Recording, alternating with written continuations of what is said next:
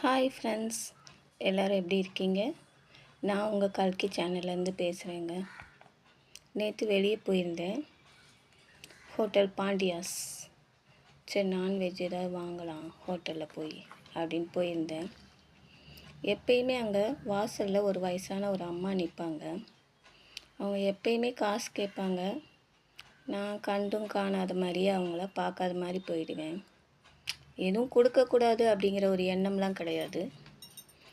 ஆனால் அவங்க உடம்புல ஒரு மாதிரி கொப்புளம் மாதிரி இருக்கும், உடம்பு ஃபுல்லாக. எனக்கு அதை பார்க்குறப்பே ஒரு மாதிரி கஷ்டமாக இருக்கும். கஷ்டன்றதை விட ஒரு மாதிரி அருவருப்பாக இருக்கும். அதனால் அவங்கள அவாய்ட் பண்ணிட்டு போயிடுவேன். போகிற வரவங்க எல்லார்ட்டையுமே அவங்க காசு கேட்டுக்கிட்டே இருப்பாங்க. ஆனால் அங்கே வரவங்க சிலர் போடுவாங்க, சிலர் போடாமல் போயிடுவாங்க. அந்த ஹோட்டல்காரங்க விரட்டிக்கிட்டே இருப்பாங்க அந்த வயசான அம்மாவை. நான் இப்போ ஒரு நாள் அவங்களுக்கு காசு கொடுத்ததும் இல்லை.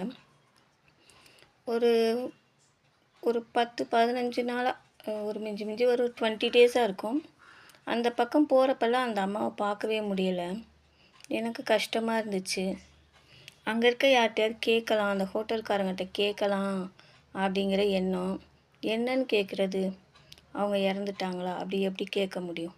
அதுவும் இல்லாமல் அந்த ஹோட்டலுக்கும் அந்த லேடிக்கும் சம்மந்தமே கிடையாது. அவங்களே விரட்டி விட்ற ஒரு லேடியை நான் எப்படி கேட்க முடியும்? எனக்கே ஒரு 2-3 தடவை அந்த சைடு போகிறப்பெல்லாம் அவங்கள பார்க்க முடியல. ஆனால் அவங்களுக்கு பதிலாக வேறு ஒருத்தங்க அங்கே நின்றுக்கிட்டு இருந்தாங்க. எனக்கு எப்படி கஷ்டமாக இருந்துச்சு. ஒரு மாதமாக அவங்கள பார்க்கலன்னு வச்சுக்கோங்களேன். ஆனால் எண்ணம் மட்டும் அந்த லேடியை சுற்றியே இருந்துச்சு. நேற்று போயிருந்தேன். என்ன ஒரு ஆச்சரியம், அதே லேடி அந்த இடத்துல நின்றுட்டுருக்காங்க. எனக்கு அவங்கள பார்த்தோன்னே சந்தோஷம் தாங்க முடியலை. எப்படா வெளியே வரலாம் அப்படின்னு யோசித்துக்கிட்டே இருந்தேன். பிரியாணி வாங்கிட்டு வெளியே வந்த உடனே அந்த அம்மா கை நீட்டினாங்க. கை நீட்டின உடனேயே அவங்க கையில் ஒரு 10 ரூபாயை கொடுத்தேன். இது வரைக்கும் அருவருப்பாக தெரிஞ்ச அந்த அம்மா எனக்கு ஒரு தெய்வமாக தெரிஞ்சாங்க. எதுவுமே நம்ம பக்கத்தில் இருக்க வரைக்கும் அது அருமை தெரியாது போலங்க. அவங்க பார்க்காத டைமில் தான் நான் அவங்கள பற்றி நினைக்க ஆரம்பித்தேன். உறவுகளும் அது மாதிரி தான். எந்த உறவுகளுமே நம்ம பக்கத்தில் இருக்க வரைக்கும் அதனுடைய அருமை தெரிகிறதில்ல. ஸோ உறவுகளை போற்றுவோம். எப்பயுமே நம்ம அருகில் இருக்க உறவுகளை நம்ம மதிப்போம், பாதுகாப்போம்.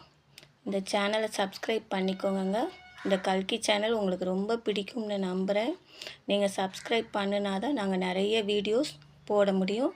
இது வரைக்கும் வாட்ச் பண்ணதுக்கு ரொம்ப நன்றிங்க. கல்கி சேனலை இது வரைக்கும் சப்ஸ்கிரைப் பண்ணாதவங்க பண்ணிக்கோங்க. நன்றி.